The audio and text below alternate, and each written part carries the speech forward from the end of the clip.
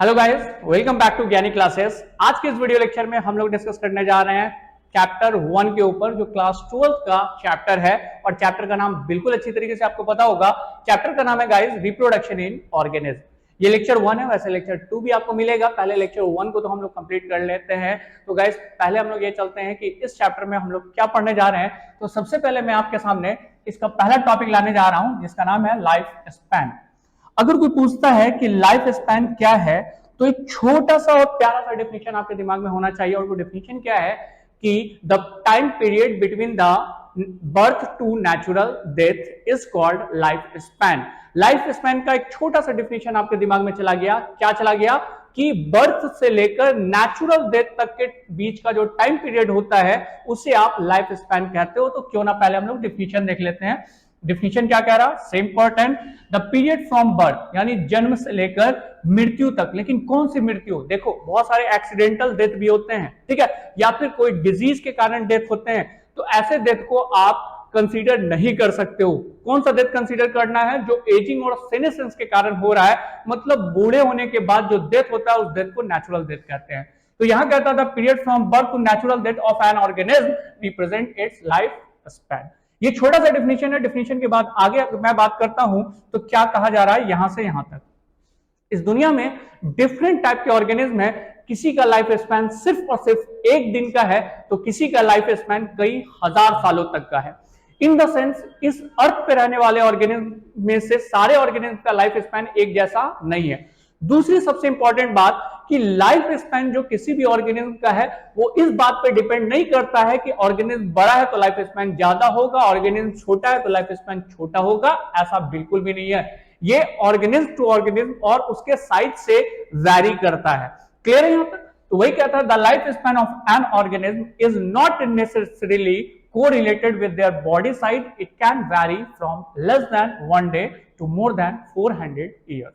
आगे गाइस इसके बाद क्या कहता है, irrespective of long and short form life of an organism, death is a certain phenomenon that is no individual is immortal except a single cell organism like amoeba। बस यहां पे आपसे क्या कहा जा रहा है, यहां पे एक बात कहा जा रहा है कि इस दुनिया में जितने लोग जन्म लेंगे एक समय आएगा जब उसकी मृत्यु होगी। और ये दुनिया का सबसे बड़ा फैक्ट है जो आप बिल्कुल अच्छी तरीके से जानते हो। लेकिन इसमें एक टर्म आता है और वो है अमीबा का, कि अमीबा में अगर मैं उठा करके देखूं तो अमीबा को या बैक्टीरिया को इमॉर्टल कहा गया। कभी वो मरेगा ही नहीं। क्यों? क्योंकि नेचुरल डेथ के बेसिस पे अगर बात किया जाए तो वो मरने से ही पहले अपने आप को डॉटर सेल में कन्वर्ट करता है। जैसे ये एक अमीबा, ये अमीबा क्या करता है कि बाइनरी फ्यूजन करके 2 डॉटर सेल बना देता है। अब ये डॉटर सेल का लाइफ स्पैन फिर से वहीं से स्टार्ट हो गया। तो ये तो मरा ही नहीं, अपने आप को किसमें चेंज कर दिया? डॉटर सेल में।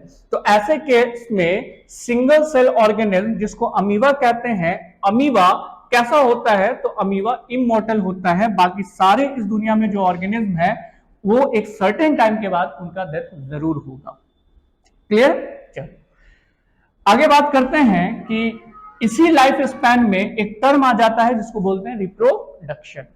मतलब अगर कोई जन्म लिया है तो वो मरेगा ही, लेकिन मरने से ही पहले वो अपने ही तरह के एक ऑर्गेनिज्म को जन्म देकर जाएगा। और इसी जन्म देने के कारण इस टर्म को हम लोग कहते हैं री क्या? प्रोडक्शन। प्रोडक्शन तो आपको समझ में ही आता है। री का मतलब क्या होता है? दोबारा। ऑब्वियसली अगर ये कोई ऑर्गेनिज्म है ए और इसका लाइफ स्पैन यहां से यहां तक है, मतलब एक सर्टेन टाइम होगा जब वो डेथ हो जाएगा। लेकिन डेथ होने से पहले वो अपने ही तरह के एक ऑर्गेनिज्म को जन्म दे देता है। ऐसे केस में उसका डेथ यहां होगा तो वो अपने तरह की एक ऑर्गेनिज्म को दे देता है। मतलब in the sense her organism reproduction के बेसिस पे इस अर्थ पे अपने आप को कांस्टेंट बनाकर रखा हुआ है। मतलब इस अर्थ पे वही ऑर्गेनिज्म सर्वाइव कर सकता है जो रिप्रोडक्शन कर सकता है, क्योंकि उस स्पेसीज की कंटिन्यूटी रिप्रोडक्शन बेसिस पे ही मेंटेन होगी। यहां तक की बात क्लियर है? और क्लियर होना भी चाहिए। वैसे मैंने अभी कोई बहुत बड़ी चीज आपको नहीं पढ़ाया है, अब बहुत आसान चीज है। Clear guys? चलो आगे बढ़ते हैं। इसी लाइफ स्पैन में तो मैं क्या देख रहा हूं कि मैं कुछ ऑर्गेनिज्म आपको दिखा रहा हूं जो आपको याद रखने पड़ेंगे कि इस ऑर्गेनिज्म का लाइफ स्पैन कितना है। जैसे ये मैफ्लाइज कहा जाता है इसको, और इसका लाइफ स्पैन सिर्फ और सिर्फ 1 दिन का होता है। वैसे और इसका डिटेल है जो मैं आपको बता दूं कि सिर्फ एक दिन के लिए ये एडल्ट फॉर्म बनता है, लेकिन उससे पहले ये लार्वल फॉर्म में कहां होता है, पानी के अंदर एक्वाटिक फॉर्म में रहता है। लेकिन मे फ्लाइज जो अभी आपको नजर आ रहा है, इसको एक दिन की ही जिंदगी मिलती है, फिर ये एक जगह से दूसरी जगह जाएगा, वहां अंडे देगा और फिर ये मर जाएगा, सिर्फ एक दिन। अगला नेक्स्ट ऑर्गेनिज्म कहलाता है, किसके बारे में बात करते हैं, तो ये है बटरफ्लाई। एक तो मे फ्लाई हुआ, दूसरा है बटरफ्लाई। मे फ्लाई को आप नहीं जानते होंगे, लेकिन बटरफ्लाई को बहुत अच्छे तरीके से जानते हो, बहुत सारा गाना भी आपको याद है कि बनके तुसी बटरफ्लाई कितने नू चलिया। तो फिर जाने मत दीजिए, फिलहाल बात क्या कह रहा है कि बटरफ्लाई का जो लाइफ स्पैन है वो 1 से 2 वीक है, मतलब 1 से 2 वीक के बाद इसकी भी कहानी खत्म, मतलब ये भी डेड हो जाएगी। And the last one is, आप देख रहे हो इसको जनरली लोग मक्खा कहते हैं, बट आप मक्खा मत कहिएगा, इसको कहिएगा फ्रूट फ्लाई। और फ्रूट फ्लाई का लाइफ स्पैन कितना है, 1 मंथ। ये तीनों के तीनों इंसेक्ट है, लेकिन तीनों का लाइफ स्पैन एक जैसा नहीं है, किसी का 1 दिन तो किसी का 1 से 2 वीक, किसी का 1 मंथ। ये समझ में आया। चलो लाइफ स्पैन में और भी हम लोगों के पास एग्जांपल है जिसको हम लोग देखने जाएंगे। ये है बच्चा बनाना।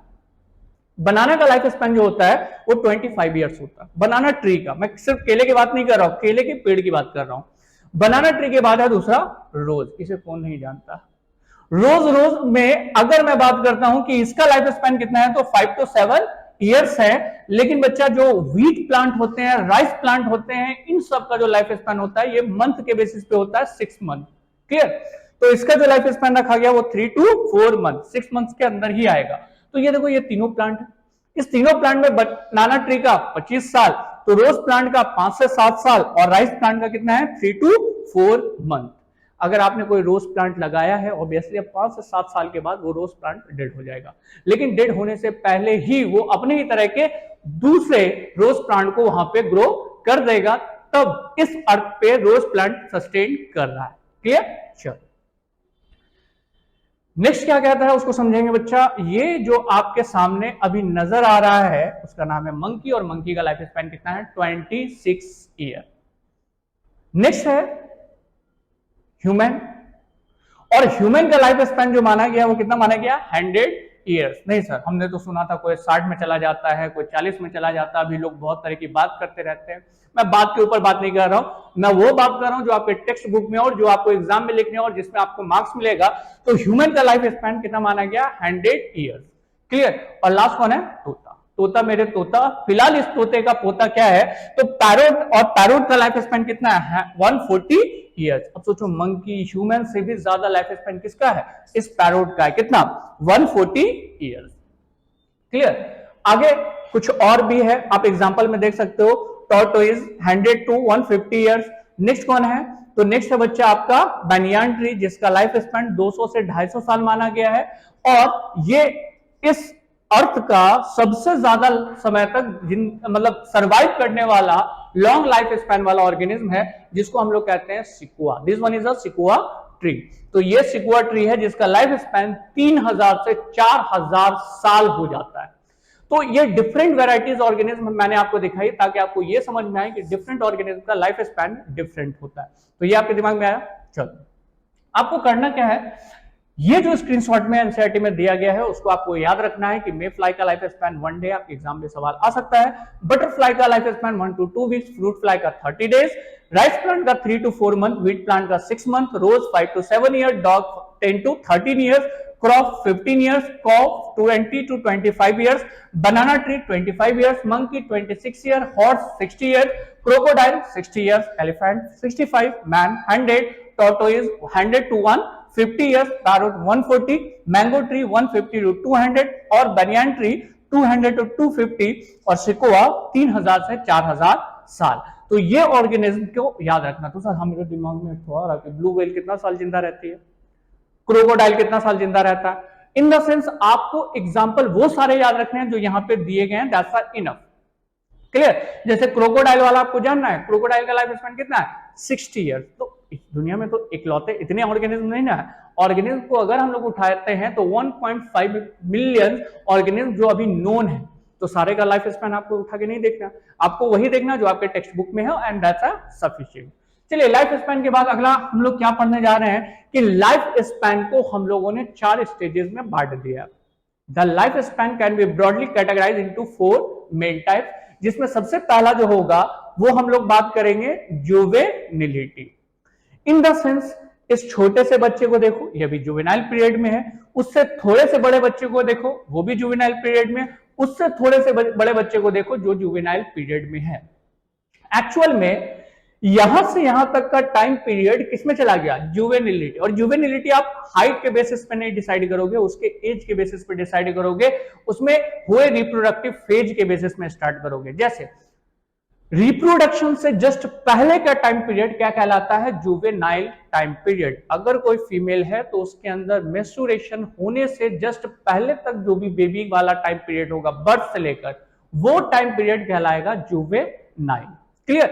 अगर किसी फीमेल के अंदर मेंस्ट्रुएशन 12 साल के उम्र में हो रहा है तो 12 साल से एक दिन पहले तक का उसका टाइम पीरियड कौन सा था, जुवेनाइल टाइम पीरियड। लेकिन जैसे ही वो इन द सेंस की मेंस्ट्रुएशन के बाद आप कह सकते हो कि वो अंडर द किस पीरियड में आ गई, according to biology they undergoes to the maturity.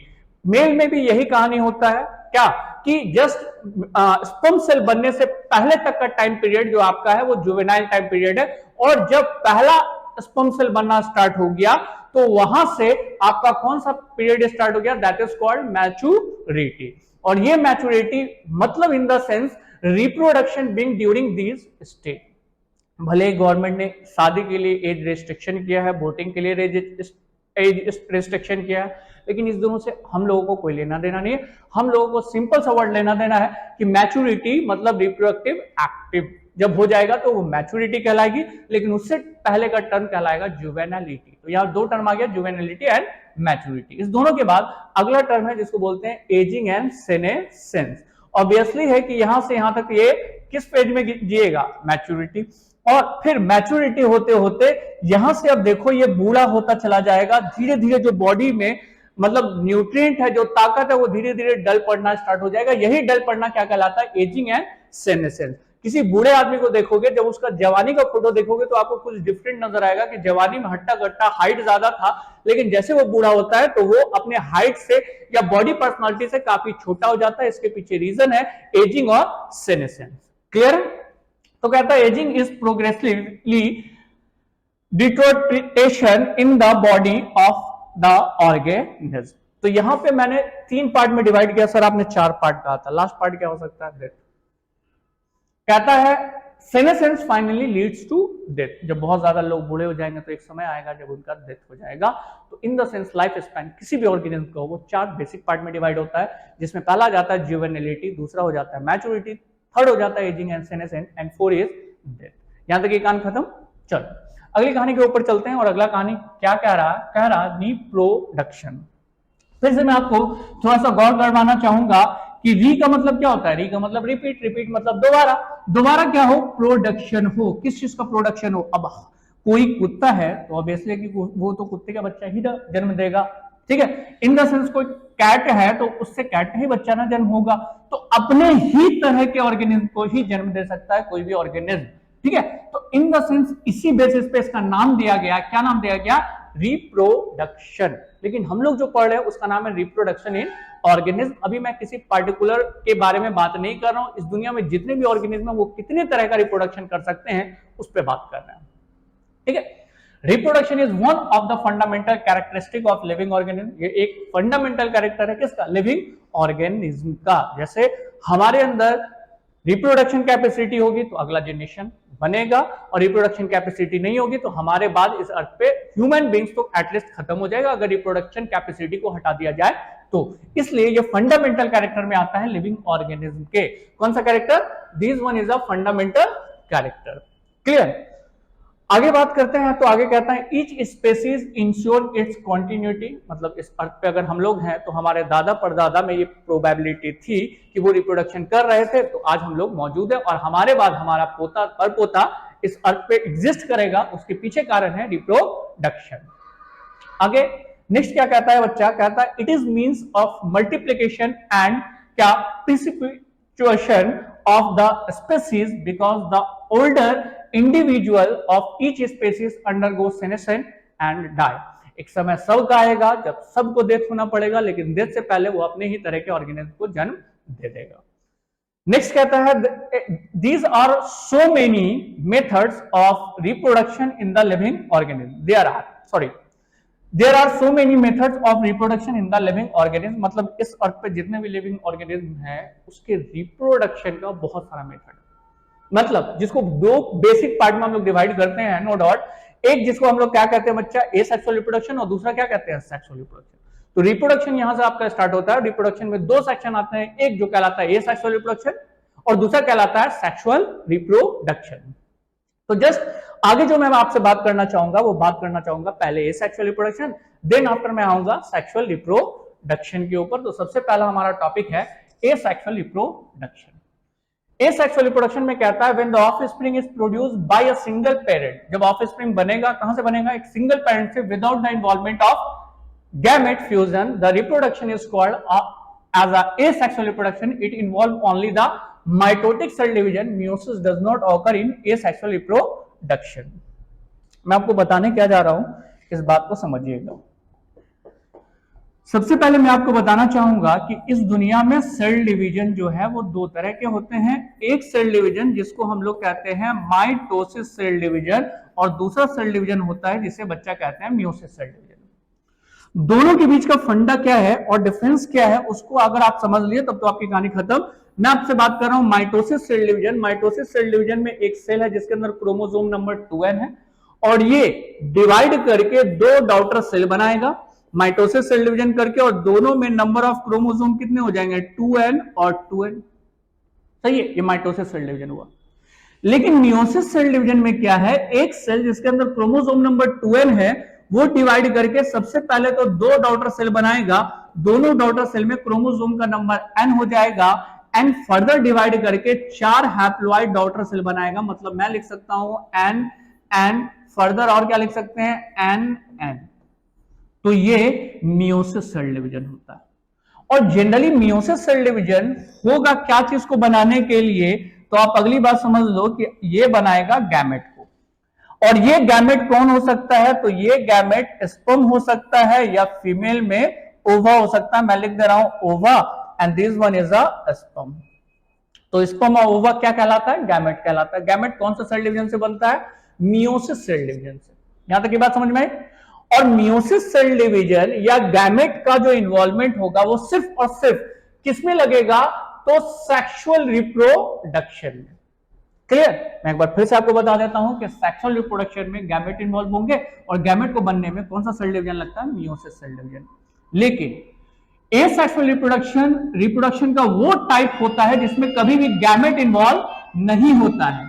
क्या नहीं इन्वॉल्व होगा, गैमेट इन्वॉल्व नहीं होगा। किसमें गैमेट इन्वॉल्व नहीं होगा, एसेक्सुअल रिप्रोडक्शन में। तो इसमें जो भी सेल डिवीजन होगा वो कौन सा सेल डिवीजन होगा, माइटोसिस। यहां तक की बात समझ में आई। तो यहां पर क्या कहता है, when the offspring is produced by single parent. सबसे पहली बात तो सिंगल पेरेंट हो गया। सिंगल पेरेंट के बाद आगे कहता है without the involvement of gamete fusion, मतलब यहां ना कोई गैमेट होगा ना ही उसका फ्यूजन होगा। किसमें, एसेक्सुअल रिप्रोडक्शन में। दो बात आपके दिमाग में गई, यूनिपेरेंटल, नो गैमेट। तो जब गैमेट नहीं है तो मियोसिस सेल डिवीजन भी नहीं होने जा रहा, तो कौन सा सेल डिवीजन होगा, यहां पे जो सेल डिवीजन होगा उसको माइटोसिस सेल डिवीजन कह सकते हैं। यहां तक की बात क्लियर। चलो आगे मैं इसके बाद बात कर रहा हूं, उसको आप समझोगे आगे क्या है। तो कहता है the reproduction is called asexual reproduction, it involve only a mitotic cell division. सिर्फ और सिर्फ यहां पे माइटोसिस सेल डिवीजन होगा, मियोसिस सेल डिवीजन नहीं होगा। तो आगे कहता है meiosis does not occur in asexual reproduction. ठीक है, अगर आपको उतारना है तो आप वीडियो को पॉज करके उतार सकते हो, वैसे मैं मिटा रहा हूं, आगे बढ़ रहा हूं। क्लियर। चलो जस्ट इसके बाद आगे बात करते हैं। तो एसेक्सुअल रिप्रोडक्शन में बहुत सारे टाइप हैं, जैसे पहला टाइप है बाइनरी फ्यूजन, चलेगा, दूसरा मल्टीपल फ्यूजन, तीसरा बर्डिंग, चौथा gamete, fifth sporulation, sixth regeneration and seventh fragmentation. मतलब 7 डिफरेंट मेथड है किसके, एसेक्सुअल रिप्रोडक्शन करने के। अब ये 7 डिफरेंट मेथड में से अब मैं 1 बाय 1 करके कुछ मेथड के बारे में डिस्कस कर रहा हूं। जैसे सबसे पहले मैं बात कर रहा हूं कौन से मेथड के बारे में, बाइनरी फ्यूजन। सही है। बाइनरी फ्यूजन में आप सबसे पहले ये समझ लो कि एक अमीबा सेल है। अमीबा सेल क्या करता है कि 2 डॉटर सेल बना देता है। ठीक है सर, लेकिन कैसे बनाया, स्प्लिट करके। इन द सेंस आप ऐसे समझो कि एक अमीबा सेल है, अमीबा के बाहर कोई सेल वॉल नहीं होता क्योंकि ये एनिमल सेल है, इसलिए ये अपने हमेशा बॉडी को क्या करता रहता है, शेप को चेंज करता रहता है लाइक दिस। ठीक है, इस कारण इसको पॉलीमॉर्फिज्म भी कहते हैं। अब क्या होगा कि इसके बीच में क्लेवेज होगा और क्लेवेज होने के बाद ये दो डॉटर सेल बना दिया। सिंपल सा बात समझिएगा, binary fission is a kind of asexual reproduction in which a single parent get split into two daughter cell, that is called binary fission। ये तो डिफिनेशन आपके दिमाग में चला गया, लेकिन डिफिनेशन के बाद आपको क्या याद रखना है कि ये जो एसेक्सुअल रिप्रोडक्शन है वो बाइनरी फिजन वाला वो किसमें होता है, तो बैक्टीरिया में बाइनरी फिजन होता है, प्रोटोजोआज में बाइनरी फिजन होता है, अमीबा में बाइनरी फिजन होता है और पारामीशियम में भी आपका क्या होगा, बाइनरी फिजन। ठीक है, लेकिन इसी बाइनरी फिजन में एक टर्म आता है जिसको हम लोग नाम देंगे बाबू क्या, क्लोन। क्या नाम देंगे, क्लोन नाम देंगे। ध्यान देना, जो ट्विंस होते हैं वो सेक्सुअल रिप्रोडक्शन से डेवलप करते हैं। हमेशा ट्विंस किससे डेवलप करेगा, सेक्सुअल रिप्रोडक्शन से। भले ट्विंस शकल सूरत में बहुत हद तक मैच करता हो कि अगर शाहरुख खान है तो उसका ट्विंस क्या बनेगा, शाहरुख खान, सलमान खान नहीं हो सकता, ये आपको पता है। लेकिन बाबू मॉर्फोलॉजिकली तो कुछ हद तक मैच कर जाता है, लेकिन अगर जेनेटिकली मैच कराया जाए तो मैच नहीं करेगा। इन द सेंस कि अगर कोई ट्विंस है, एक को आपने मार्क किया ए और दूसरे ट्विंस को मार्क किया बी, अब दोनों का जब आप डीएनए निकाल कर चेक करोगे तो उसके डीएनए का सीक्वेंस और इसके डीएनए का सीक्वेंस वेरी हो जाएगा। तो मॉर्फोलॉजिकली अगर मैच भी कर गया तो जेनेटिकली मैच नहीं किया। लेकिन क्लोन क्या होगा, क्लोन वो होगा जिसमें जेनेटिकली और मॉर्फोलॉजिकली 100% मैच करेगा। जेनेटिक्स भी मैच करेगा, जेनेटिकली पूरी तरीके से, और बच्चा मॉर्फोलॉजिकली मतलब दिखने में भी ये 100% मैच करेगा। और मैच करने वाले टर्म को ही क्या कहते हैं, clone. The genetically and morphologically they are similar from parent to their progeny and progeny to progeny, the term is called clone. ये बात याद रखिएगा, क्लोन सारे सेक्सुअल रिप्रोडक्शन में यूज नहीं होता है। किसमें यूज होता है, बाइनरी फिजन में। यहां तक की बात समझ में आई। कहता clone morphologically and genetically identical copy from parent to progeny और progeny to progeny are called clone. बाकी और भी बात लिखा हुआ है, अगर आपको मन है तो आप इसको नोट कर सकते हो, बट इतना ज्यादा जरूरी नहीं है। सही है, यहां तक की बात क्लियर है गाइस कि बाइनरी फिजन होता है। पहले तो आपको ये याद रखना है कि ये बाइनरी फिजन क्या होता है। तो ये सेक्सुअल रिप्रोडक्शन का टाइप है जिसमें एक पेरेंट बॉडी स्प्लिट करके दो डॉटर सेल देती है। सर दो से ज्यादा दे सकती है, जब ज्यादा दे देगी तो वो मल्टीपल फिजन आ जाएगा। यहाँ पे दो ही डॉटर सेल देते हैं, इस कारण इसको बाइनरी फिजन कहते हैं। बहुत सारा डॉटर सेल देगा तो वो मल्टीपल फिजन कहलाएगा। लेकिन हाँ, अगला टर्म है क्लोन।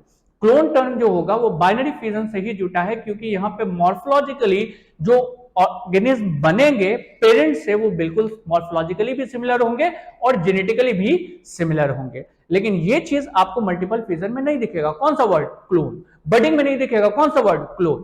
तो यहां पे अगर मैं एग्जांपल याद करूं, किसका एग्जांपल, बाइनरी फिजन किसमें होता है, तो पहला बैक्टीरिया हो गया, दूसरा अमीबा हो गया, तीसरा पारामीशियम हो गया, चौथा प्रोटोजोआस। ये सारे एग्जांपल आपको याद रखने हैं, क्योंकि एग्जाम में आपसे ऑब्जेक्टिव टाइप में सवाल पूछे जा सकते हैं कि इनमें से कौन सा ऑर्गेनिज्म है जो बाइनरी फिजन करता है। यहां तक की बात खत्म, चलो होना भी चाहिए।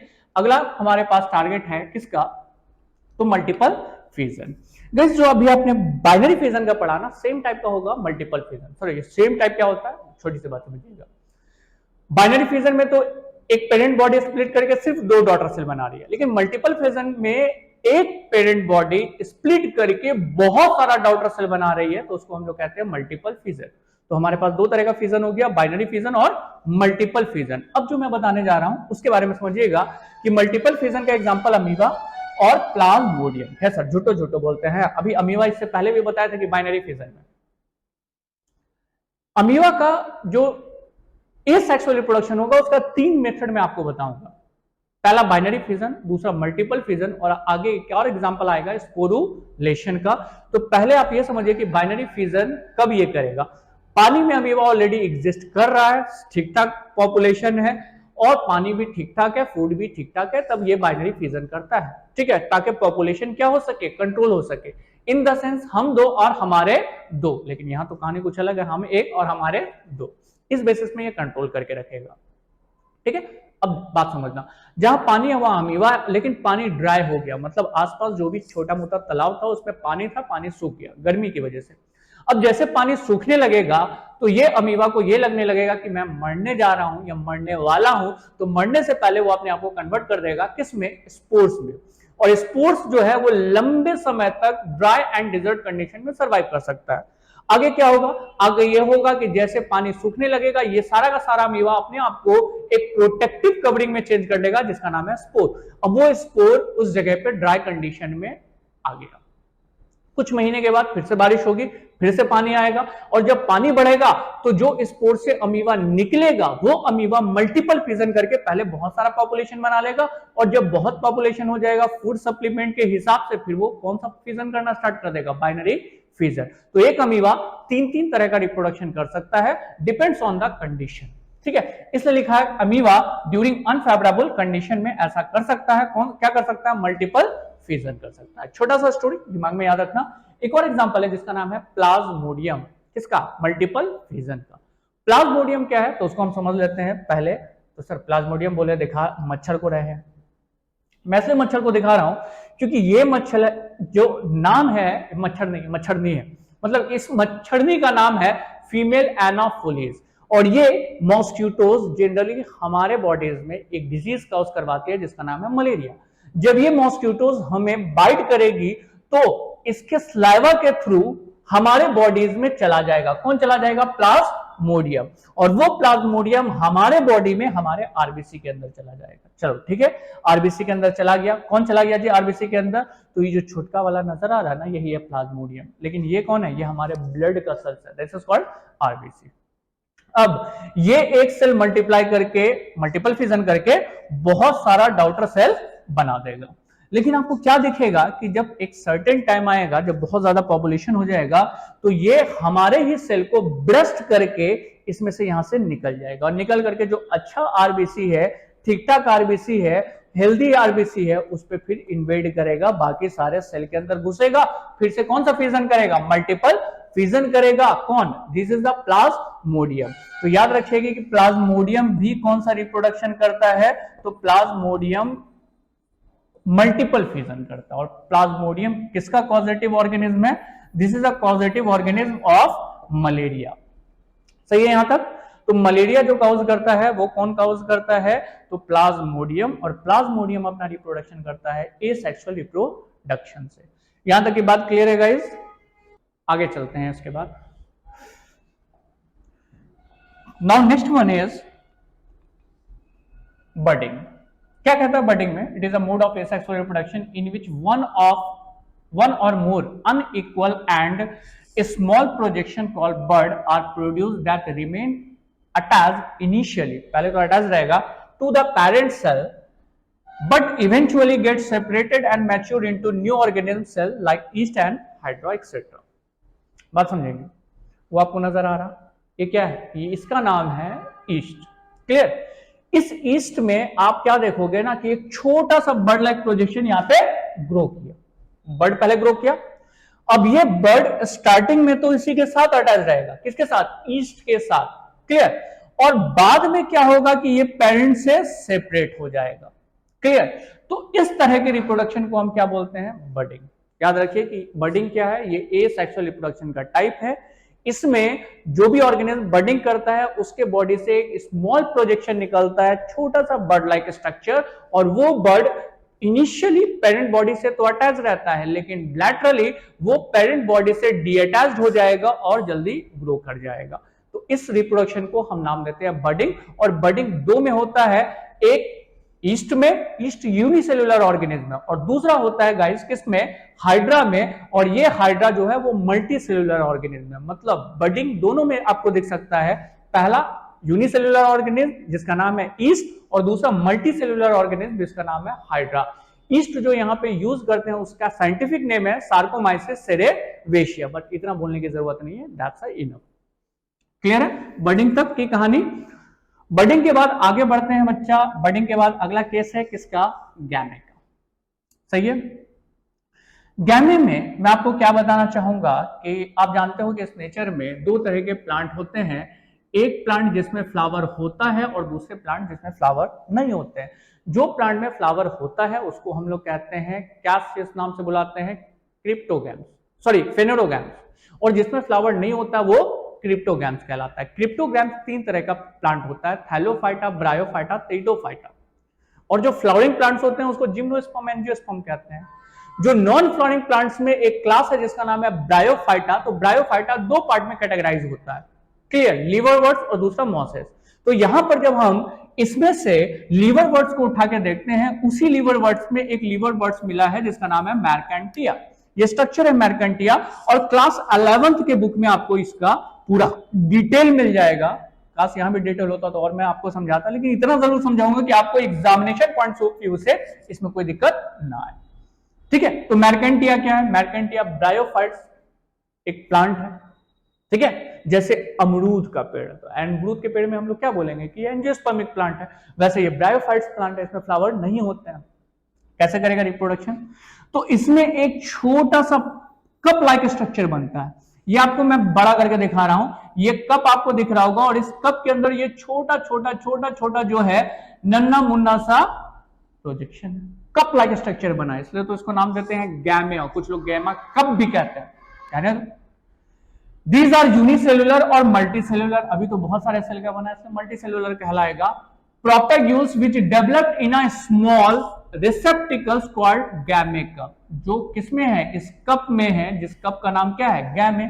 और इसी गैमे से नाम पड़ गया क्या? रिप्रोडक्शन में, एसेक्सुअल रिप्रोडक्शन में गैमे नाम दे दिए गए।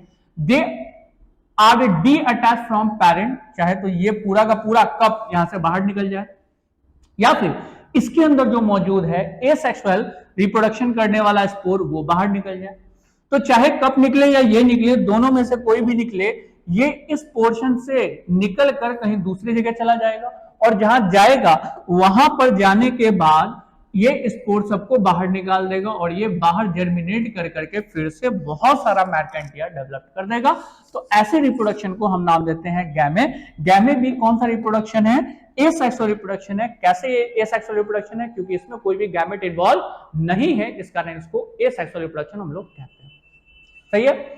गैमे के बाद नेक्स्ट बारी किसकी है? तो next one is the sporulation. आगे जो मैं बात करूंगा वो स्पोरुलेशन, मतलब फॉर्मेशन ऑफ स्पोर। एक सिंपल सा फेनोमेनन है कि किसी भी ऑर्गेनिज्म के लिए 2 कंडीशन होता है, एक कंडीशन जो उसके लिए फेवरेबल होता है और दूसरा कंडीशन अनफेवरेबल होता है। इन द सेंस, अगर मैं बात करूं स्पोर्स बनाने की एबिलिटी के बारे में, तो आपको मैं बता दूं कि स्पोर बनाने की एबिलिटी किसमें किसमें होती है, कौन कौन से माइक्रो ऑर्गेनिज्म में होती है। तो फंजाई जो अपना रिप्रोडक्शन स्पोर के थ्रू करता है, दूसरा गाइस एल्गी, और तीसरा है बैक्टीरिया। बैक्टीरिया में भी सारे बैक्टीरिया अपना रिप्रोडक्शन स्पोर के थ्रू नहीं करते हैं, कुछ बैक्टीरिया, सिलेक्टेड बैक्टीरिया है जो अपना रिप्रोडक्शन स्पोर के थ्रू करते हैं, जैसे क्लोस्ट्रीडियम टेटानी, बैसिलस, एंथ्राक्स। ये सारे वो बैक्टीरिया है जो अपना रिप्रोडक्शन तो करते हैं एसेक्सुअली स्पोर के द्वारा, लेकिन दुनिया का सारा बैक्टीरिया स्पोर के थ्रू रिप्रोडक्शन नहीं करता है। लेकिन यहां पर एक चीज आपको समझना पड़ेगा, और वो क्या है कि मैं आपको दूसरे हिसाब से समझा रहा हूं कि ये सेकंड जो है वो क्या कहने का कोशिश कर रहा। सिंपल समझिए कि किसी भी ऑर्गेनिज्म के लिए 2 चीजें होती है, एक उसके लिए फेवरेबल कंडीशन होता है और दूसरा उसके लिए अनफेवरेबल कंडीशन होता है। और ये फेवरेबल और अनफेवरेबल कंडीशन क्या है? तो इन द सेंस, अगर मैं एक बैक्टीरिया को ले लेता हूं और उस बैक्टीरिया के एग्जांपल में ही मैं आपको समझा देता हूं, और वो बैक्टीरिया आपका है क्लोस्ट्रीडियम टेटानी। नाम सुना होगा आपने इस बैक्टीरिया का, और यही बैक्टीरिया एक डिजीज कॉज करता है जिसको हम लोग बोलते हैं टेटनस। और इसी बैक्टीरिया से बचने के लिए हम लोग जनरली टेडवैक का इंजेक्शन भी लेते हैं, लेकिन कब? जब कट जाता है तब। बात समझिएगा, इस क्लोस्ट्रीडियम टेटानी बैक्टीरिया का फेवरेबल कंडीशन है एनारोबिक, मतलब ये एनारोबिक कंडीशन में लाइफ सस्टेन कर सकता है, जिंदा रह सकता है। लेकिन अगर आप इसको ऑक्सीजन दे देंगे, मतलब एरोबिक कंडीशन मेंटेन कर देंगे, तो ये इसके लिए अनफेवरेबल कंडीशन होगा। लेकिन ऐसे परिस्थिति में जब इसके लिए अनफेवरेबल कंडीशन होता है, तो ये अपने आप को किसमें चेंज कर देगा? जैसे इसको लगने लगेगा कि कंडीशन मेरे लायक नहीं है, मेरे अनफेवरेबल कंडीशन है, तो ये अपने आप को स्पोर में चेंज कर देगा, खुद को डिस्ट्रॉय करके। अब ये जो स्पोर है, ये स्पोर लंबे समय तक किसी भी एडवर्स कंडीशन में सरवाइव कर सकता है। ठीक है, ये प्रोटेक्टिव कवरिंग हो गया, जो अनफेवरेबल कंडीशन में जैसे वो जाएगा वो अपने आप को स्पोर में चेंज कर देगा। क्लियर? लेकिन जैसे इसको फिर से कोई फेवरेबल कंडीशन मिलेगा तो ये यहां से बाहर निकलेगा। कहां से निकलेगा? स्पोर से ये बाहर निकलेगा, और स्पोर से बाहर निकलने के बाद फिर से ऑर्गेनिज्म बना देगा। और इसका फेवरेबल कंडीशन फिर से कब आएगा? जहां पे एरोबिक कंडीशन है, जहां ऑक्सीजन है, वहां से फिर से लैक ऑफ ऑक्सीजन हो जाए तो फिर से उसके लिए कौन सा कंडीशन आ जाएगा? फेवरेबल। और फेवरेबल कंडीशन में वो अपने आप को वैसे ही बना लेगा। मतलब मैं कह सकता हूं कि during unfavourable condition an organism get convert into a protective covering, this is called spore. Now the spore can survive as a long time. After favourable condition the spore get convert into an organism. और यही process आपको समझना है, किसको लेकर के? Spores को लेकर के। क्लियर? चलो, इस स्पोर्स में अगर मैं बात करता हूं तो पहले तो मैंने आपको बता ही दिया कि 3 ऐसे ऑर्गेनिज्म है जो अपना रिप्रोडक्शन स्पोर के थ्रू करते हैं, फंजाई, एल्गी एंड बैक्टीरिया। कहता the spores are formed when the condition is unfavourable. आपको स्पोर्स कब बनेंगे? बैक्टीरिया जनरली बाइनरी फिजन करता है। क्लोस्ट्रिडियम टेटानी भी बैक्टीरिया है तो वो फेवरेबल कंडीशन में अपना बाइनरी फिजन करेगा, लेकिन जब उसको लगने लगेगा कि मेरे लिए कंडीशन अनफेवरेबल है तो तब वो स्पोर का फॉर्मेशन करेगा। दूसरा एग्जांपल समझिएगा अमीबा का। अमीबा जनरली बाइनरी फिजन करता है या मल्टीपल फिजन करता है, लेकिन जैसे आपको यह लगने लगेगा कि कंडीशन क्या है? कंडीशन आपका अनफेवरेबल है इन द सेंस कि मैं मरने वाला हूं, पूरा कंडीशन जो वाटरी कंडीशन है वो सारा का सारा ड्राई होने जा रहा है, तो ड्राई होने से पहले मतलब मरने से पहले वो अपने आप को किसमें चेंज कर देगा? स्पोर्स में चेंज कर देगा। यहां तक की बात समझ में आई? आगे वही कहता the spore are formed when the condition is unfavourable, the amoeba withdrawing its pseudopodia and secrete the 3 layers hard covering around itself. This process is known as incestation. यहां पे जो टर्म आया इंसेस्टेशन, जब कभी कोई अमीबा अपने आप को स्पोर में चेंज कर ले, लेकिन कब? जब उसके लिए कंडीशन क्या होगा? अनफेवरेबल होगा, तो उस टर्म को हम नाम देंगे इंसेस्टेशन। क्लियर? लेकिन दूसरा टर्म आ जाता है, उसमें क्या कहता है? Spores are resistance against pH temperature, they can persist a long duration in the unfavourable condition. मतलब हाई पीएच, हाई टेम्परेचर में भी ये लंबे समय तक सर्वाइव कर सकता है। कौन? स्पोर्स। जैसे उसको फर्दर फेवरेबल कंडीशन मिलेगा तो कहता है during favourable condition the cyst wall burst, जो उसका प्रोटेक्टिव कवरिंग था स्पोर्स के ऊपर वो ब्रस्ट करेगा फेवरेबल कंडीशन में, and these spores liberate in medium to grow up in amoeba, और उससे फिर अमीबा बाहर निकल जाएगा। This phenomenon is known as sporulation. इसको हम लोग बोलते हैं स्पोरुलेशन। तो यहां दो टर्म आया, एक इंसेस्टेशन और दूसरा स्पोरुलेशन। इंसेस्टेशन में आप सिंपल समझोगे कि जब कभी कोई ऑर्गेनिज्म स्पोर में अपने आप को कन्वर्ट करता है तो उसको इंसेस्टेशन कहते हैं, लेकिन जब उसके लिए फेवरेबल कंडीशन मिलेगा तो वो स्पोर से क्या निकालेगा? स्पोर से वो ऑर्गेनिज्म में कन्वर्ट होगा, उसको हम लोग कहते हैं स्पोरुलेशन। और स्पोर्स एडवांस कंडीशन में सर्वाइव कर सकता है। क्लियर? यहां में अगला जो मैं बात करने जा रहा हूं, ये तो स्पोर्स के बारे में बात रहा, समझ में आ गया? चलो अगला बात कर रहे हैं बच्चा, स्पोर्स को हम लोग कुछ कैटेगराइज करते हैं और बिहार बोर्ड कई बार सवाल पूछा जा चुका है क्या चीज कि भैया कौन सा स्पोर मोटाइल होता है। तो सिंपल एक स्पोर है जिसका नाम क्या है? जू स्पोर। तो हम कह सकते हैं these are microsporic motile structure with 1 or 2 flagella. The flagella help the zoospore to swim in aquatic habitat for proper dispersal.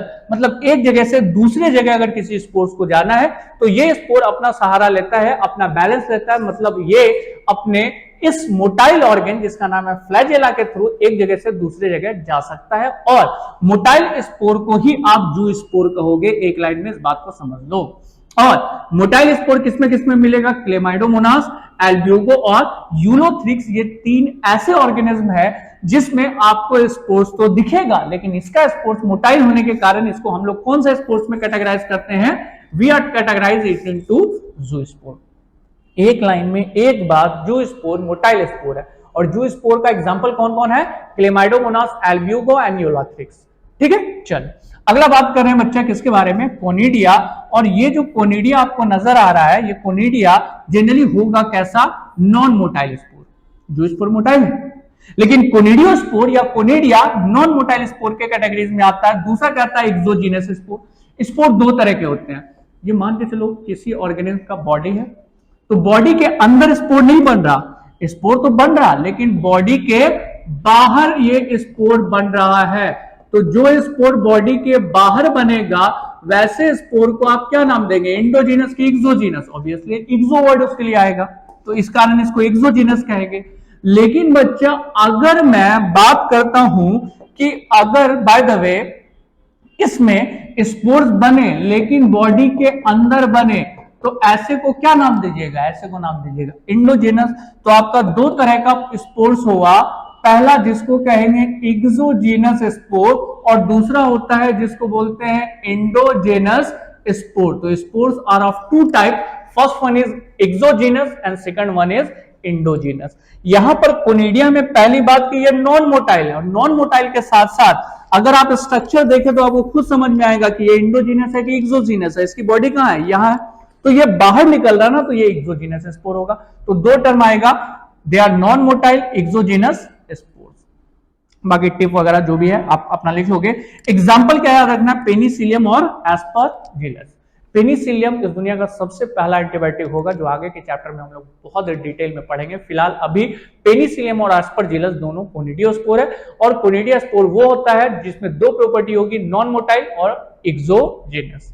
कहानी खत्म। अगर आप ऊपर उतारना चाहते हो तो वीडियो को पॉज करके उतार लेना, वैसे मैं आगे बढ़ रहा हूं। नेक्स्ट है, इसके बाद थोड़ा सा और मैं आपको डिटेल बता देता हूं, क्योंकि बिहार बोर्ड में यह सवाल भी पूछा जा चुका है। और वो सवाल क्या है कि अगर कोई एसेक्सुअल स्पोर्स बनाता है, तो एसेक्सुअल जब भी वर्ड आएगा तो उसमें कौन सा सेल डिवीजन आएगा, तो सर हमको पता है कौन सा सेल डिवीजन, तो माइटोसिस सेल डिवीजन। उसमें कभी भी मियोसिस सेल डिवीजन नहीं हो सकता। तो जब कभी भी एसेक्सुअल मतलब से स्पोर बन रहा, तो वो माइटोसिस सेल डिवीजन से होगा, तो नाम है माइटोस्पोर। लेकिन अगर सेक्सुअली बनेगा तो उसको बोलेंगे मियोस्पोर, क्योंकि सेक्सुअली का मतलब कौन सा सेल डिवीजन है, मियोसिस सेल डिवीजन। सही है। तो स्पोर दो तरह का होता है, एसेक्सुअल स्पोर को माइटोस्पोर कहते हैं और सेक्सुअल स्पोर को मियोस्पोर। अगला कौन है, स्पोरेंजियोस्पोर। क्या कहता है स्पोरेंजियोस्पोर में, ये भी नॉन मोटाइल है, लेकिन ये है इंडोस्पोर। इंडोस्पोर अभी जस्ट मैंने बताया ना कि वो स्पोर जो बॉडी के अंदर, मतलब इनसाइड द बॉडी फॉर्म्ड हो, बॉडी के अंदर फॉर्म्ड हो, तो ऐसे स्पोर्स को बोलते हैं इंडोस्पोर्स या इंडोजेनस स्पोर। और इसका एग्जांपल आपको सामने दिख रहा होगा, ये म्यूकर। रटने वाली चीज है, थोड़ा तो रटना पड़ेगा, लेकिन बहुत ज्यादा रटना नहीं है। बहुत सारी चीजें हमें समझनी है पूरे डिटेल के साथ, ताकि हमें ज्यादा अच्छे तरीके से समझ में आए, और इतना आई होप सो कि आप समझ गए होंगे। पहला जूस्पोर। जूस्पोर का एग्जांपल कौन कौन है, या जूस्पोर में क्या याद रखना, मोटाइल स्पोर, ये सबसे इंपॉर्टेंट बात है जूस्पोर का। इसका एग्जांपल है क्लेमाइडोमोनास, एल्ब्यूगो, यूलोथ्रिक्स। लेकिन दूसरा है जो उसको आप कहते हो क्या, conidiospore, that is called conidia. Conidia exogenous spore है, नॉन मोटाइल है, और इसका एग्जांपल कौन है, एस्परजिलस और पेनिसिलियम। और नेक्स्ट कौन है, नेक्स्ट है आपका स्पोरेंजियोस्पोर। स्पोरेंजियोस्पोर नॉन मोटाइल और क्या, एक्सोजीनस स्पोर है, इंडोजीनस मतलब अंदर डेवलप करता है, और ये किसमें आपको मिलेगा, म्यूकर में। लास्ट देखेंगे आप, एक नया टर्म आया जिसका नाम है जिम्यूल्स।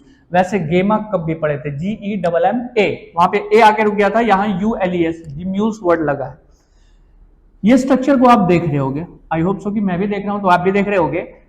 इसको हम लोग कहते हैं स्पॉन्जेस। चलिए ठीक है सर, ये स्पॉन्जेस मान लिया।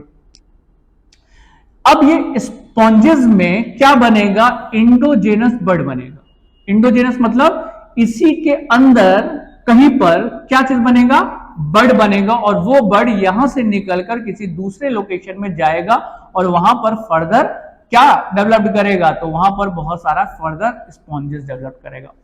तो इस तरह के रिप्रोडक्शन को हम नाम देते हैं जिम्यूल्स। क्या नाम देते हैं, जिम्यूल्स। एनसीईआरटी का ये लाइन था, स्पॉन्जेस किस तरह का रिप्रोडक्शन करता है एसेक्सुअल में, तो याद रखिएगा जिम्यूल्स ये टाइप का है। वैसे समुद्र के अंदर की जिंदगी कुछ अलग होती है, काफी खूबसूरत नजारा होता है, वो आप देख सकते हो। क्लियर। तो स्पॉन्जेस जो आपको मिल सकते हैं वो कहां मिल सकते हैं, समुद्र के अंदर। ठीक है, चलो आगे बात करते हैं बच्चा। एसेक्सुअल रिप्रोडक्शन में अगला टाइप कौन है, रीजेनरेशन। मैं आपको बता दूं कि रीजनरेशन का एग्जांपल आपके आसपास बहुत ज्यादा मौजूद है, क्योंकि हमारे घर में जो छिपकली होती है, जिस वॉल ऑफ लिजर्ड कहते हैं, अगर उसके पूंछ को हम कट कर दें, अगर हम नहीं भी कट करें, कोई भी कट करे, मतलब अगर उसका टेल डिस्ट्रॉयड हो जाता है, तो ये टेल डिस्ट्रॉयड होने के बाद कुछ समय के बाद ये अपने टेल को फर्दर क्या कर सकती है, डेवलप कर सकती है। समझ में? ये किसमें होगा? ये सारे ऑर्गेनिज्म में नहीं होगा। अगर हमारा फिंगर कट जाता है तो ये फिंगर कभी भी दोबारा नहीं बन सकता, यहां से कहानी खत्म। लेकिन कुछ ऐसे ऑर्गेनिज्म है, जैसे दूसरे एग्जांपल के तौर पे मैं बात कर रहा हूं स्टारफिश। स्टारफिश के भी इस अगर टेल पोर्शन को या जो भी पोर्शन है उसको अगर आपने कट कर दिया ना, तो फिर उससे एक नया फॉर्मेशन बन जाएगा। मतलब यहां से कट करके हटाया, ये फिर से बन जाएगा। सर ऐसा होता है? बिल्कुल होता है। ये स्टारफिश में होगा और वॉल लिजर्ड में होगा। सारे ऑर्गेनिज्म में ऐसा प्रॉपर्टी नहीं है, लेकिन इसको हम लोग नाम देते हैं, क्या नाम देते हैं? रीजनरेशन। रीजनरेशन का एक और एग्जांपल मैं आपको बता देता हूं, जो बेस्ट सुटेबल एग्जांपल होगा। दिस इज कॉल्ड, इसको हम लोग क्या नाम देते हैं? प्लैनेरिया। ऐसा हाइड्रा के साथ भी हो सकता है और प्लैनेरिया के साथ भी हो सकता है। सही है? तो प्लैनेरिया को जब हमने कट किया तो 3 पोर्शन में कट किया, हेड, बॉडी और टेल। हमने क्या देखा कि जो टेल पोर्शन था वो टेल पोर्शन रीजनरेट करके बॉडी और हेड बनाकर एक नया ऑर्गेनिज्म फिर से बना दिया, मतलब उसी को फॉर्म कर दिया। अगर मैं इसके हेड को निकाल रहा हूं तो हेड में हमने क्या देखा कि हेड से बॉडी और टेल का डेवलपमेंट हो जा रहा है। और अगर हमने इसके बॉडी को लिया तो बॉडी क्या कर दे रहा है? हेड का डेवलपमेंट और टेल का डेवलपमेंट कर रहा है। मतलब ये भी रीजनरेशन हुआ। रीजनरेशन आपको यहां भी दिखेगा स्टारफिश में, और रीजनरेशन आपको प्लैनेरिया में भी दिखेगा। लेकिन रीजनरेशन 2 तरह का होता है, एक जिसको बोलते हैं मॉर्फोलैक्सिस और दूसरा कहते हैं एपीमॉर्फोलैक्सिस। बात समझिए। अगर मैं इस छिपकली के पूंछ को काट देता हूं तो नो डाउट फिर से पूंछ बन जाएगा। बोलो सही है? हाँ। लेकिन अगर मैं इस छिपकली के गर्दन को काट दूंगा तो गर्दन से बॉडी नहीं बन सकता, या बॉडी से गर्दन नहीं बन सकता। ये पॉसिबल है? नहीं। सिर्फ और सिर्फ बॉडी का कोई एक ऑर्गन पार्ट ही कटेगा तो वो फिर से रिफॉर्म्ड हो सकता है। ऐसा स्टारफिश में भी है कि अगर उसका इसमें से कोई भी पोर्शन आपने काट दिया ना तो वो फिर से रीजनरेट कर लेगा। लेकिन अगर इसमें से पोर्शन में से कहीं आपने कट कर दिया तो ये मर जाएगा। मतलब इन द सेंस कि ये रीजनरेट तो कर सकता है लेकिन बॉडी के किसी पार्टिकुलर पार्ट को। तो ऐसे केस में हम उसको कहते हैं एपीमॉर्फोसिस। और एपीमॉर्फोसिस में 2 ऐसे एग्जांपल है, एक तो वॉल ऑफ लिजर्ड और दूसरा स्टारफिश। ठीक है? इट इज रिप्लेसमेंट और lost body part. It can be repeated only, थोड़ा सा लाइट के कारण नजर नहीं आता है इसलिए, only certain damage tissue regenerate or restorative several body part can be redeveloped। Example wall of lizard मतलब इसका टेल, और कौन? स्टारफिश। यही दोनों पार्ट है जिसको आप याद रखोगे। मैं इसको मिटा रहा हूं, फिर से आपको समझा देता हूं। आप ऐसा समझो कि किसी ऑर्गेनिज्म का एक कोई बॉडी ऑर्गन अगर कट जाए तो वो फिर से रीजनरेट हो सकता है, कोई एक बॉडी ऑर्गन, पूरा का पूरा बॉडी नहीं। तो ऐसे को हम नाम देते हैं एपीमॉर्फोसिस। ठीक है? लेकिन अगर बॉडी का कोई भी पार्ट कटे और पूरा का पूरा बॉडी फिर से जनरेट हो जाए तो उसको बोलते हैं मॉर्फोलैक्सिस। चाहे मॉर्फोलैक्सिस कहोगे या एपीमॉर्फोलैक्सिस कहोगे, दोनों का दोनों आपका आ जाता है किसमें? रीजनरेशन में। री का मतलब दोबारा जनरेट कर देना। और बच्चा मॉर्फोलैक्सिस में 2 एग्जांपल याद रखेंगे, हाइड्रा और प्लैनेरिया। तो फिर से समझ लो रीजनरेशन क्या है? The capacity to regenerate an injured part or new individual form a fragmentation of tissue is called regeneration. It is of 2 types, morpholexis and epimorpholexis. यहां तक की बात क्लियर है? और होना भी चाहिए, बहुत ज्यादा कुछ नहीं है। And the last one is fragmentation. अब हम लोग फ्रेगमेंटेशन को समझने जा रहे हैं, और फ्रेगमेंटेशन में 2 एग्जांपल है आपके पास जिसको अभी मैं डील करूंगा। अब बात सुन लो। फ्रेगमेंटेशन में जो हमारे पास एग्जांपल लिया गया वो इसका एग्जांपल बेस्ट लिया गया। This is called spirogyra. Spirogyra इसलिए क्योंकि आप आराम से इस स्पायरोगारा को देख सकते हैं। ये लंबा सा स्पायरोगारा, ठीक है? लंबा सा थ्रेड लाइक स्ट्रक्चर में दिखने वाला ये स्पायरोगारा, ठीक है? और ये स्पायरोगारा में हम कर क्या रहे हैं कि ये जो बॉडी है इसकी बॉडी को हमने फ्रैगमेंट्स में कट कर दिया। इन द सेंस कि ये कौन है? ये है स्पायरोगारा। और अगर हमने स्पायरोगारा को यहां से कट कर दिया, यहां से इस स्पायरोगारा को उस स्पायरोगारा को अलग कर दिया, तो अलग करने के बाद हमको क्या दिख रहा है कि ये जो स्पायरोगारा यहां से अलग हुआ है, ये स्पायरोगायरा अलग होने के बाद, ये उससे अलग हो गया, वो इससे अलग हो गया, और ये न्यूली फॉर्म्ड करेगा, मतलब और एक फ्रैगमेंट्स यहां से बनाना स्टार्ट कर देगा। सेम चीज ये भी करना स्टार्ट कर देगा, मतलब दूसरा फ्रैगमेंट्स बनाना स्टार्ट कर देगा। ठीक है, ऐसा किसमें हो रहा है? ऐसा स्पायरोगायरा में हो रहा है। This is called fragmentation. मैं आपको बता दूं कि होता दो चीज है, दो चीज का मतलब एक है रीजनरेशन और दूसरा है फ्रैगमेंटेशन। रीजनरेशन और फ्रैगमेंटेशन में क्या अंतर है कि रीजनरेट में आपका दो चीजें होंगी, सेल का डिवीजन और सेल का डिफरेंशिएशन, लेकिन फ्रैगमेंटेशन में आपका सिर्फ सेल डिवीजन होगा, सेल डिफरेंशिएशन नहीं होगा। क्यों? इसलिए मैं बता रहा हूं क्योंकि सपोज करो कि प्लानेरिया है, तो प्लानेरिया का आंख नाक मुंह, मतलब आंख में जो सेल है, मुंह में जो सेल है, बॉडी में जो सेल है, सारा सेल एक जैसा नहीं, डिफरेंट डिफरेंट टाइप का सेल है। तो आपने सिर्फ उसका टेल पोर्शन लिया प्लानेरिया का, तो प्लानेरिया बॉडी बनाया तो सेल डिवाइड करके बनाया, और सेल डिवाइड करके डिफरेंशिएट भी किया। क्यों? क्योंकि जो टेल में सेल होगा वो एब्डोमेन में नहीं होगा। तो टेल से जो सेल बना डिवाइड करके पेट में, वो सेल डिफरेंट है, तो सेल डिवाइड भी किया और डिफरेंशिएट भी किया। अब बॉडी बन गया। बॉडी के बाद उसका हेड पोर्शन बनेगा, जिसमें आई सेल है, नर्व सेल है, ब्रेन सेल है, बहुत सारा सेल है। तो जब ये सेल डिवाइड करेगा तो साथ में डिफरेंशिएट भी करेगा। मतलब इन द सेंस आप रीजनरेशन उसी टर्म में लगा सकते हो जिसमें ऑर्गेनिज्म इन्वॉल्व है। लेकिन यहां पे स्पायरोगायरा सारा का सारा एक जैसा सेल होगा, इसमें डिफरेंशिएट नहीं करना, इसमें रूट स्टेम लिफ या इस तरह का प्लांट ही है ये, लेकिन रूट स्टेम लिफ ऐसा डिफरेंशिएट करके नहीं बनाना, एक ही तरह का सेल बनाना। तो ऐसे केस में इसको बोलेंगे फ्रैगमेंटेशन, जहां पे सिर्फ सेल डिवीजन होता है, सेल डिफरेंशिएशन नहीं होता है। कहता है it is a mode of asexual reproduction in which parent body break into distinct pieces, each of which regenerate into an offspring. It found in sponges. Sponges में ये पाया जा सकता है, अभी जो मैंने आपको पीछे दिखाया भी था। ठीक है, जिम्यूल्स के एग्जांपल में एक टाइप का सेक्सुअल रिप्रोडक्शन जरूरी नहीं कि एक ही ऑर्गेनिज्म करे, एक से ज्यादा तरह का ऑर्गेनिज्म कर सकता है, और एक ऑर्गेनिज्म एक से ज्यादा मोड अपनाता है सेक्सुअल रिप्रोडक्शन का। स्पॉन्जेस, सी एनोमोन आपको दिख रहा होगा, ये वाला। ठीक है, इकाइनोडर्माटा एंड एल्गी, एल्गी में कौन? स्पायरोगायरा। सी एनोमोन्स के बारे में मैं बता देता हूं आपको कि एक्चुअल में ये समुद्र के अंदर ये पाया जाता है। ठीक है, और इस समुद्र के अंदर पाए जाने के कारण इसमें भी बहुत सारे फ्रैगमेंट्स होते हैं, लेकिन अगर ये फ्रैगमेंट्स होता तो नया फ्रैगमेंट्स फिर से फॉर्म्ड कर देगा। मतलब एक तरह से ये भी कौन सा रिप्रोडक्शन करता है? फ्रैगमेंटेशन, एसेक्सुअल रिप्रोडक्शन करता है। यहां तक की बात खत्म गाइस। चलो आगे देखते हैं। तो आगे कुछ क्वेश्चन है, मैच कॉलम 1 एंड कॉलम 2। तो ये कॉलम 1 है और ये कॉलम 2 है। क्या करना आपको? कॉलम 1 को कॉलम 2 से मैच कराना है। जल्दी जल्दी मैच कराओ, क्योंकि आंसर आप सोच रहे होगे, आई होप सो कि ये सही हो। दिख रहा? पैरोट का लाइफ स्पैन कितना है? 140 ईयर्स। अगला मेफ्लाई, मेफ्लाई का लाइफ स्पैन सर हमको पता है कितना? 1 डेज। ह्यूमन का लाइफ स्पैन 100 ईयर्स। बटरफ्लाई का, तो बटरफ्लाई का 1 to 2 वीक्स।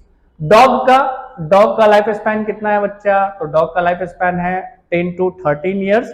और मैंगो ट्री का लाइफ स्पैन कितना है? तो मैंगो ट्री का life span 150 to 200 years. Sequoia tree का 3000 से 4000। रोज का कितना? 5 to 7 ईयर्स। ठीक है, तो आज का लेक्चर, मतलब लेक्चर फर्स्ट हम लोग यहीं पे खत्म करते हैं। लेक्चर सेकंड में मिलते हैं। आज के लिए guys thank you and bye.